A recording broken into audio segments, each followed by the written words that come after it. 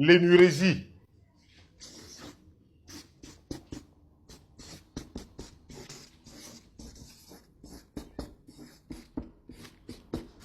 En d'autres termes, faire pipi au lit. C'est ça l'énurésie. C'est incontrôlé. L'enfant dort le matin, il se réveille, il fait pipi. À 1 an, c'est normal. À 2 ans, c'est normal. À 3 ans, c'est normal. À 4 ans, c'est la limite. 5 ans, ce n'est plus normal. Et il faut que les parents regardent l'enfant avec beaucoup de finesse, avec beaucoup de tact.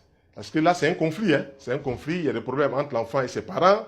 Voilà. C'est un peu l'histoire, comme dirait mon professeur de philosophie, l'histoire du termite adolescent lorsqu'il atteint le 3e stade de sa maturité. Donc, quand l'enfant grandit, il y a des choses qu'il perçoit.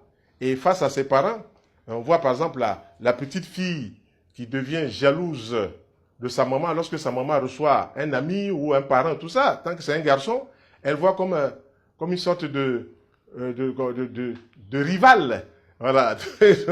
Et donc, les urinations qui vont venir peuvent être constituées, après 5 ans, peuvent être constituées des blocages, des problèmes d'ordre psychologique, des conflits que l'enfant, il faut parler avec l'enfant, mais surtout, il faut apporter des solutions idoines.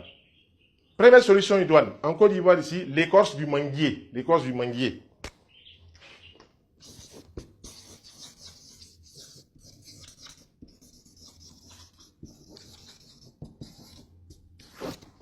Vous prenez un morceau d'écorce du manguier, l'équivalent du pouce, vous faites écraser cela, et vous mettez ça dans 2 poires à lavement, c'est-à-dire 2 poires à lavement d'eau tiède. La première, vous la faites le matin, la deuxième, vous la faites le soir. Vous le travaillez comme ça, matin et soir, matin et soir, matin et soir. En 15 jours, vous avez circonscrit complètement le problème de la vessie et des urinations incontrôlées. Pourquoi? L'écorce du manguier est vasoconstrictive. Ça resserre les vaisseaux. Donc forcément, ça va bien agir sur le sphincter de la vessie et celui-ci ne va plus relâcher de manière inconsidérée le pipi. Voilà, ça c'est la première approche. Deuxième approche. On peut utiliser d'autres plantes aussi, qui sont des plantes européennes. On a des plantes comme la noix de cyprès.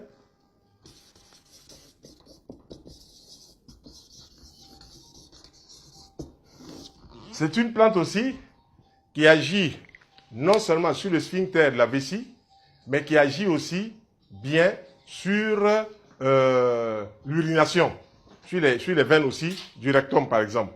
Donc, première plante, noix de cyprès. Deuxième plante, ortie, racine.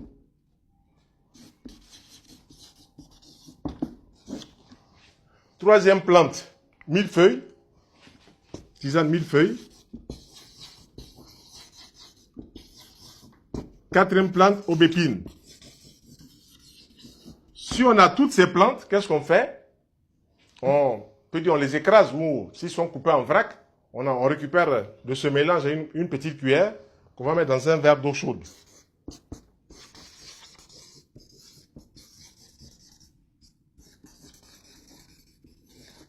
Donc, on fera boire un verre au réveil, on fera boire un verre à 11 h, puis on fera boire un verre à 17 h, c'est suffisant. Il ne faut pas dépasser 17 h, parce qu'après 17 h, si on boit, forcément l'enfant va vouloir faire pipi comme les grandes personnes.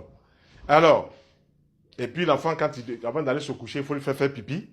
Voilà, et puis dans sa chambre, il faut toujours laisser une petite lumière pour qu'il n'ait pas peur du noir dans la chambre. Ça permet aussi rapidement à l'enfant de se lever, d'aller faire pipi sans problème. Si ces 4 plantes, 1, 2, 3, 4 plantes sont mélangées et consommées, réveil 11 h 17 h, avec un bon programme alimentaire où on introduit toujours des fruits au petit déjeuner, pas forcément tous les jours, on introduit des légumes sous forme de jus, et puis un aliment cuit, on a assuré, en très peu de temps, 2 semaines, 3 semaines, 1 mois, serré, et puis les choses rentrent dans l'ordre. Ça, c'est ce que nous, on a observé pour ceux qui ont bien voulu nous demander si on peut les aider.